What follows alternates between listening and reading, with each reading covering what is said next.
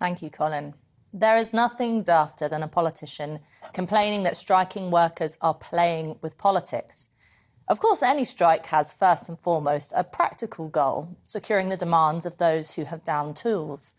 Over the summer, we've seen workers from the railways, communications, the post office, bin men, and lots of others form picket lines to demand various things, like pay increases that match inflation at least, an end to threats of compulsory redundancies, or indeed better working conditions. But along with the immediacy of those practical goals, all strike action poses an inherently political question. Who holds the power? When bin men in Edinburgh went on strike after rejecting a pay increase that amounted to a pay cut, the smell of hot rubbish wafting into townhouses of Scotland's capital reminded its residents of what society would look, or indeed smell like, if workers weren't there. When RMT workers stopped trains and delayed journeys to challenge bosses who claimed that the coffers were empty, they weren't playing with politics. They were reminding their CEOs of their political power. Without us, your trains do not run.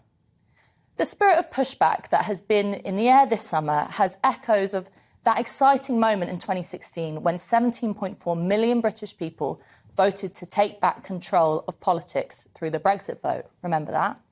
Though it was 6 years ago and much maligned, the working class Brexit revolt has a legacy. It is this refusal to be told that there is no alternative, to give in to fate, to be cynical, that has been expressed itself in these summer strikes. Not just unionised ones either, it has to be said, but wildcat strikes, people walking out in factories in Manchester, tractors blocking roads in Aberdeenshire over fuel costs, and even individuals now suggesting they might club together to refuse to pay their energy bills.